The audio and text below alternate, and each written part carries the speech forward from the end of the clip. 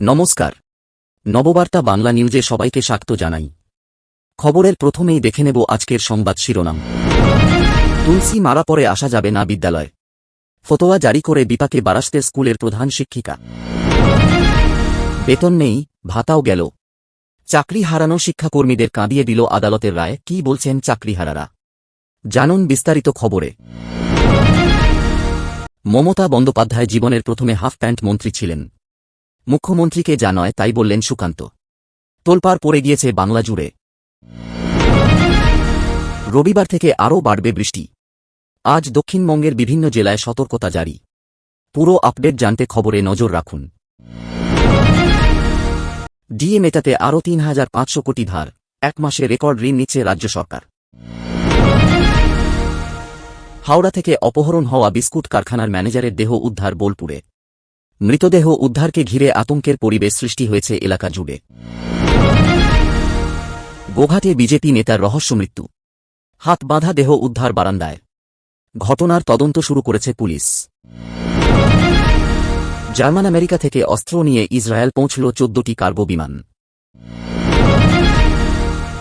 বিধানসভা ভোটে মুসলিমরা ভয়ঙ্কর খেলা খেলবে, এমনই দাবি করলেন ফুরফুরা শরীফের পীরজাদা তহা সিদ্দিকী। প্রধানমন্ত্রী আবাস যোজনা ও বাংলার বাড়ি প্রকল্পের টাকা দেওয়া শুরু হল।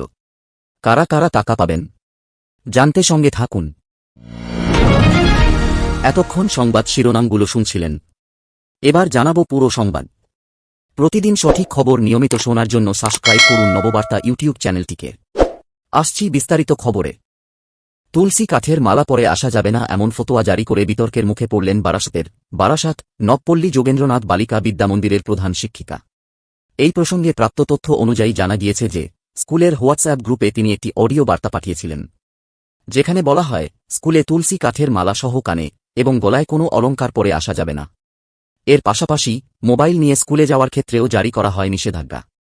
ছাত্রীরা যাতে সঠিক ইউনিফর্ম পরে নির্দিষ্ট সময়ের মধ্যে স্কুলে আসে সেই বিষয়ে সৎ করেছিলেন বারাসাতের নবপল্লী যোগেন্দ্রনাথ বালিকা বিদ্যামন্দিরের প্রধান শিক্ষিকা ইন্দ্রাণী দত্ত চক্রবর্তী। এমতাবস্থায় তাঁর এই ফতোয়াই এখন উঠে এসেছে আলোচনার কেন্দ্রবিন্দুতে। ছাত্রীদের একাংশ প্রধান শিক্ষিকাকে সমর্থন করলেও স্কুলের সভাপতি থেকে শুরু করে অভিভাবকরা ধর্মীয় ভাবাবেগে আঘাত দেওয়ার প্রসঙ্গ উপস্থাপিত করে এই ফতোয়ার সমালোচনা করেছেন। চাকরিহারা গ্রুপ সি ও গ্রুপ ডি কর্মীদের ভাতার নির্দেশিকায় অন্তর্বর্তীকালীন স্থগিতাদেশ দিয়েছে কলকাতা হাইকোর্ট। বিচারপতি অমৃতা সিনহা অন্তর্বর্তী স্থগিতাদেশের নির্দেশ দিয়েছেন। আগামী ২৬ সেপ্টেম্বর পর্যন্ত এই অন্তর্বর্তী স্থগিতাদেশ বজায় থাকবে বলে জানিয়েছেন বিচারপতি। রাজ্যকে ৪ সপ্তাহে হলফনামা দেওয়ার নির্দেশ দেওয়া হয়েছে। চাকরিহারা এক গ্রুপ ডি কর্মী বলেন, এটা তো হওয়ারই কথা ছিল, যোগ্য অযোগ্যদের আলাদা করা হয়নি। অপর এক চাকরিহারা বলেন, আমরা ভাতা চাই না, চাকরিটা ফেরত চাই। ওয়াকিবহাল মহলের মতে আসল সমস্যাটা হয়েছে যোগ্য ও অযোগ্যদের আলাদা না করেই সকলকেই ভাতা দেওয়ার নির্দেশ দেওয়া। এই সরকারি নির্দেশিকায় যে অন্তর্বর্তীকালীন স্থগিতাদেশ আসবে সেটা আগেই ইঙ্গিত মিলেছিল, এমনটাই মনে করছেন চাকরিহারাদের একাংশ। একাধিক চাকরিহারার দাবি, আমরা ভাতা চাই না, যোগ্যতার ভিত্তিতে যে চাকরিতে আমরা ছিলাম সেটা আমরা ফেরত চাই। তৃণমূল নেতা কুণাল ঘোষ ভাতার উপর কলকাতা হাইকোর্টের এই অন্তর্বর্তী স্থগিতাদেশ নিয়ে বলেন, মানবিক মুখ্যমন্ত্রী যিনি সুপ্রিম কোর্টে সদ্য চাকরিহারা তাঁদের সংসার যাতে চলে সেই কথা ভেবে অন্তর্বর্তীকালীন ভাতা দেওয়ার ব্যবস্থা করেছিলেন, সেটা আটকাতেও কারা কোর্টে গেল তাদের দেখুন, চিহ্নিত করুন। কোর্ট নিয়ে তো কিছু বলা যাবে না, আমরা কোর্টকে শ্রদ্ধা করি, বিচারপতিদের সম্মান করি, কিন্তু দেখুন কারা কোর্টে যায় আর কি অর্ডার নিয়ে বেরোয়। এবার আইনে কি করবে রাজ্য সরকার সেটা রাজ্যই দেখবে, কিন্তু আমরা বলবো, বন্ধু তোমার পথের সাথীকে চিনে নিও। পথে কে পাশে থাকে, কারা চাকরি খাব, অন্তর্বর্তীকালীন ভাতা পেতে দেব না, পাশে থাকব না, লোকের চোখের জল নিয়ে রাজনীতি করব, তাদের চিনে রাখুন। মুখ্যমন্ত্রীকে লাগামহীন ভাষায় আক্রমণ কেন্দ্রীয় মন্ত্রী তথা বিজেপি রাজ্য সভাপতি সুকান্ত মজুমদারের। মুখ্যমন্ত্রীকে হাফ প্যান্ট মন্ত্রী বলে তোপ বালুরঘাটের বিজেপি সাংসদদের। সুকান্ত মজুমদারের এহেন আক্রমণের পাল্টা করা প্রতিক্রিয়া তৃণমূলের। মুখ্যমন্ত্রীকে নজিরবিহীন আক্রমণ করে বসলেন কেন্দ্রীয় মন্ত্রী তথা বিজেপি রাজ্য সভাপতি সুকান্ত মজুমদার। মমতা বন্দ্যোপাধ্যায়কে হাফ প্যান্ট মন্ত্রী বলে তোপ দেগেছেন সুকান্ত। বালুরঘাটের বিজেপি সাংসদের এহেন আক্রমণের কড়া প্রতিক্রিয়া দিয়েছে তৃণমূল কংগ্রেসও। শাসক দলের তরফে সোশ্যাল মিডিয়ায় সুকান্ত মজুমদারকে আক্রমণ করে পাল্টা লেখা হয়েছে, মাননীয় মুখ্যমন্ত্রী মমতা বন্দ্যোপাধ্যায়কে নিয়ে দিলীপ ঘোষের কুরুচিপূর্ণ বক্তব্য। শাড়ি ছেড়ে বারমুডা পরুন, মন্তব্যটি মনে আছে আপনাদের। এবার বঙ্গ বিজেপির রাজ্য সভাপতি সুকান্ত মজুমদার ঠিক সেই রকমই নিম্নস্তরে নেমে গিয়ে মাননীয় মুখ্যমন্ত্রীকে হাফ প্যান্ট মন্ত্রী বলে কটাক্ষ করলেন। এই ঘটনাকে কেন্দ্র করে নিন্দার ঝড় বয়ে গিয়েছে। শাসক দলের তরফে কড়া প্রতিক্রিয়া দেওয়া হয়েছে। রাজকোষে ঘাটতি, তার উপর সুপ্রিম কোর্টের নির্দেশ, এই দুই চাপ মেটাতে 1 মাসে তৃতীয়বারের মতো ঋণ নিতে চলেছে পশ্চিমবঙ্গ সরকার। রাজ্য সরকারি কর্মীদের বকেয়া মহার্ঘ ভাতা পরিশোধে আর্থিক চাপ সামলাতে 1 মাসে রেকর্ড পরিমাণ ঋণ নিচ্ছে পশ্চিমবঙ্গ সরকার। জুন মাসে মোট 7,500 কোটি টাকা ঋণ তোলার পথে রয়েছে নবান্ন, যার মধ্যে 24 জুন ফের 3,500 কোটি টাকা ধার নেওয়ার পরিকল্পনা রয়েছে। রিজার্ভ ব্যাংক অফ ইন্ডিয়া জানিয়েছে, আগামী 24 জুন তারা রাজ্য সরকারের সিকিউরিটি নিলাম আয়োজন করবে। এর মধ্যে 2,000 কোটি টাকা 25 বছরের মেয়াদি এবং 1,500 কোটি টাকা 26 বছরের মেয়াদি ঋণ হিসেবে ধার নেওয়া হবে। এই ঋণ দীর্ঘমেয়াদী পরিকাঠামো বা সামাজিক প্রকল্পের কাজে লাগানোর কথা থাকলেও বিশেষজ্ঞদের একাংশ মনে করছেন, বকেয়া দিয়ে মেটাতেই এই সিদ্ধান্ত। 1 মাসে 3 বার ঋণ, নজিরবিহীন চাপ। এবছর জুন মাসের 3 তারিখে প্রথম দফায় 2,000 কোটি টাকার ঋণ তোলে রাজ্য সরকার। এরপর 17 জুন দ্বিতীয় দফায় আরও 2,000 কোটি টাকা ধার নেওয়া হয়। আর 24 জুন হতে চলেছে তৃতীয় দফা নিলাম, যার পরিমাণ 3,500 কোটি টাকা। ফলে পুরো মাসে মোট ঋণের পরিমাণ দাঁড়াচ্ছে 7,500 কোটি টাকা, যা গত 14 বছরে 1 মাসে সর্বোচ্চ। 1 মাসে 3 বার বাজার থেকে ঋণ নেওয়া নজিরবিহীন বলেই মনে করছেন প্রশাসনিক মহল। 24 জুনের নিলাম সফল হলে রাজ্য সরকারের তহবিল কিছুটা স্বস্তি পাবে বটে, তবে সামনে আরও আর্থিক চ্যালেঞ্জ অপেক্ষা করছে। বোলপুর থানার অন্তর্গত শিবতলা সংলগ্ন ফাঁকা মাঠ থেকে এক অজ্ঞাত পরিচয় যুবকের মৃতদেহ উদ্ধারে ব্যাপক চাঞ্চল্য ছড়াল শুক্রবার। স্থানীয়রা গামছা দিয়ে মুখ বাঁধা অবস্থায় এক যুবককে শিবতলা থেকে সুরুল যাওয়ার রাস্তার ধারে পড়ে থাকতে দেখেন। তারপরে খবর দেওয়া হয় বোলপুর থানার পুলিশকে। তারা এসে দেহ উদ্ধার করে বোলপুর মহকুমা হাসপাতালে নিয়ে যায় ময়নাতদন্তের জন্য। প্রাথমিকভাবে মনে করা হচ্ছে ওই যুবককে অন্য কোথাও খুন করে এখানে এনে ফেলে দেওয়া হয়েছে। ঘটনার খবর পেয়ে এলাকায় পৌঁছে যায় বোলপুর মহকুমা পুলিশ আধিকারিক সহ বিরাট পুলিশ বাহিনী। ইতিমধ্যেই তারা ঘটনার তদন্ত শুরু করেছে। তবে এদিন এই মৃতদেহ উদ্ধারকে ঘিরে আতঙ্কের পরিবেশ সৃষ্টি হয়। মৃত যুবকের পরিচয় জানার চেষ্টা করছে পুলিশ। এই ঘটনায় বোলপুর এবং হাওড়া থানার পুলিশ যুগ্মভাবে তদন্ত শুরু করেছে। কেন ওই ব্যক্তিকে আপন করে নিয়ে গিয়ে বোলপুরে খুন করে ফেলা হলো তা জানতে জোর কদমে তদন্ত শুরু হয়েছে। শুধুমাত্র টাকা নাকি কোন ব্যক্তিগত শত্রুতা, সমস্ত দিক খতিয়ে দেখছে পুলিশ। গোঘাটে বিজেপি নেতার রহস্য মৃত্যু। শনিবার সকালে বাড়ির বারান্দায় হাত বাঁধা ঝুলন্ত দেহ উদ্ধার। পরিবারের অভিযোগ, রাজনৈতিক কারণে তাঁকে খুন করা হয়েছে।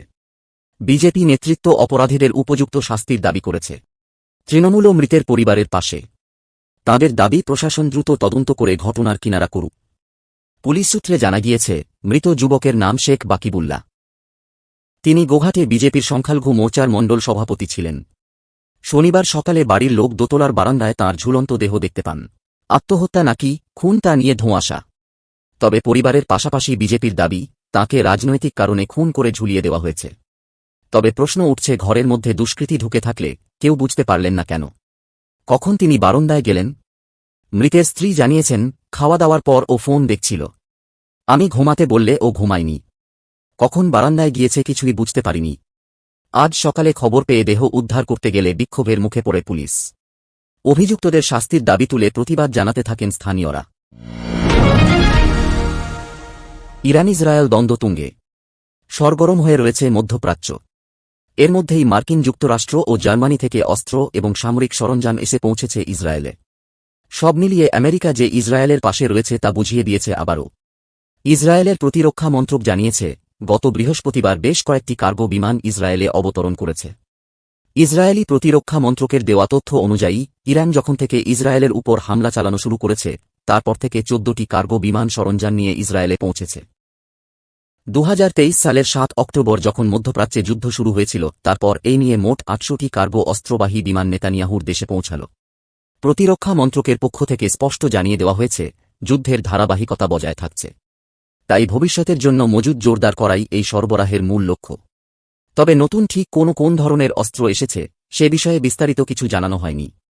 ইসরায়েল তো বটেই, জার্মানি বা মার্কিন যুক্তরাষ্ট্র এ বিষয়ে কোনো মন্তব্য করেনি। কাসেম সিদ্দিকীকে তৃণমূলের সাধারণ সম্পাদকের পদ দেওয়ায় 2026-এর বিধানসভা নির্বাচনে মুসলিম ভোটের একাংশ হারাবে তৃণমূল। এমনই দাবি করলেন ফুরফুরা শরীফের পীরজাদা তোহা সিদ্দিকী। সংবাদ মাধ্যমকে তিনি জানিয়েছেন, এরকম বিচারিতা লোকে মেনে নেবে না। 2026-এর নির্বাচনে ভয়ঙ্কর খেলা খেলবেন এরাজ্যের সংখ্যালঘুরা। এমনকি আইএসএফ আরও কয়েকটি আসন জিতে যেতে পারে বলেও মন্তব্য করেন তিনি। তোহা সিদ্দিকী বলেন, কাসেম সিদ্দিকীকে তৃণমূল সাধারণ সম্পাদক করায় সাধারণ মানুষের মধ্যে একটা ক্ষোভ তৈরি হয়েছে। যে মানুষটা তৃণমূলের নামে এত বাজে কথা বলেছে তাকে মাথায় তুলে দিল। মুসলিমরা এই বিচারিতা মেনে নেবেন না। এতে তৃণমূলের ক্ষতি হল। আমার মনে হয় ভাঙড়ে আইএসএফ আবার জিতবে। তার বাইরে আরও 2-4টে আসন জিততেও পারে। 2026 সালে সংখ্যালঘু মুসলিমরা রাজ্যে ভয়ঙ্কর খেলা খেলবে। তোহার মন্তব্যের জবাবে তৃণমূল বিধায়ক শওকত মোল্লা বলেন, মুসলিম বলুন বা হিন্দু, রাজ্যে মমতা বন্দ্যোপাধ্যায়ের কোনো বিকল্প নেই। এটা সবাই বুঝে গিয়েছে। আর ফুরফুরা শরীফের পীরজাদারা কখন কার পক্ষে কথা বলেন কিছু বোঝা যায় না। 2026-এ মুসলিম ভোটের জোরে তৃণমূলের আসন আরও বাড়বে। বিজেপি যেভাবে মুসলিমসহ অন্য সংখ্যালঘু সম্প্রদায়গুলিকে অপমান করছে তাতে তারা আরও বেশি করে তৃণমূলকে ভোট দেবেন। বলে রাখি, সম্প্রতি ফুরফুরা শরীফের পীরজাদা কাসেম সিদ্দিকীকে সাধারণ সম্পাদকের পদ দিয়েছে তৃণমূল। এরপরই দলের একাংশে প্রতিক্রিয়া দেখা দিয়েছে। কারণ দীর্ঘদিন মমতা বন্দ্যোপাধ্যায়ের কঠোর সমালোচক ছিলেন কাসেম। এখন তাঁর নেতৃত্ব মেনে নিতে নারাজ তৃণমূলের অনেকেই। বর্ষা শুরু হওয়ার আগেই আবাস যোজনা বাংলার বাড়ি প্রকল্পের মাধ্যমে পশ্চিমবঙ্গ রাজ্যের গৃহহীন মানুষের মাথার উপরে ছাদ তৈরির নির্দেশ দিল নবান্ন। বাংলার বাড়ি প্রকল্পে ইতিমধ্যেই 12 লক্ষ উপভোক্তার মধ্যে 9 লক্ষ উপভোক্তার ব্যাংক অ্যাকাউন্টে পৌঁছে গিয়েছে আর্থিক সহায়তা। বাকি 3 লক্ষ উপভোক্তাকেও যত তাড়াতাড়ি সম্ভব বাড়ি তৈরির টাকা অর্থাৎ দ্বিতীয় কিস্তির 60,000 টাকা পাঠিয়ে দেওয়ার নির্দেশ দেওয়া হল। বর্ষা নামলে গৃহহীন দরিদ্র পরিবারগুলির পক্ষে যথেষ্টই কষ্টসাধ্য হয় জীবন ধারণ করা। সেই কারণেই এই বছর বর্ষার আগেই সেরে ফেলতে হবে বাড়ি নির্মাণের কাজ। এবার এক নজরে দেখে নেব আজকের আবহাওয়ার খবর। আবহাওয়া দপ্তর জানাচ্ছে, কলকাতা সহ গোটা দক্ষিণবঙ্গেই আজ বৃষ্টি হবে। রবিবার থেকে ভারী বৃষ্টির সতর্কতা রয়েছে। রবিবার ভারী বৃষ্টির হতে পারে বীরভূম, মুর্শিদাবাদ, নদিয়া, পশ্চিম বর্ধমান ও উত্তর 24 পরগনা জেলায়। এরপর সোমবার ভারী বৃষ্টির সতর্কতা রয়েছে বীরভূম, মুর্শিদাবাদে। আজ দক্ষিণবঙ্গের জেলায় জেলায় বিক্ষিপ্তভাবে বৃষ্টি হবে। অধিক বৃষ্টির সম্ভাবনা পশ্চিম দিকের জেলাগুলিতে। বজ্র বিদ্যুৎ সহ বৃষ্টির সম্ভাবনা। পাশাপাশি 30-40 কিলোমিটার বেগে দমকা ঝড়ো হাওয়া বইতে পারে। শনিবার ভারী বৃষ্টির কোনো সতর্কতা নেই। আর্দ্রতাজনিত অস্বস্তি থাকবে। আগামী বুধবার থেকে বৃষ্টি কমার সম্ভাবনা। তারপর তাপমাত্রা বৃদ্ধি পেতে পারে। আবহাওয়া দপ্তর বলছে, আপাতত একই রকম থাকবে তাপমাত্রা। গাঙ্গেয় পশ্চিমবঙ্গের জেলাগুলিতে আগামী 3 দিনে তাপমাত্রার বিশেষ হেরফের হবে না। উত্তরবঙ্গেও একই রকম থাকবে তাপমাত্রা। শনিবার ভারী বৃষ্টির কোন সতর্কতা নেই উত্তরবঙ্গে। উত্তরবঙ্গের প্রায় সব জেলাতেই বিক্ষিপ্ত বৃষ্টির পূর্বাভাস রয়েছে। আগামীকাল বৃষ্টি বাড়বে। ভারী থেকে অতি ভারী বৃষ্টির সম্ভাবনা দার্জিলিং, কালিম্পং, আলিপুরদুয়ার, কোচবিহার, জলপাইগুড়ি এই 5 জেলাতে। এই ছিল এখনকার সংবাদ। পরবর্তী সংবাদ দেখার আমন্ত্রণ জানিয়ে এখনকার মতো শেষ করছি। ধন্যবাদ সবাইকে।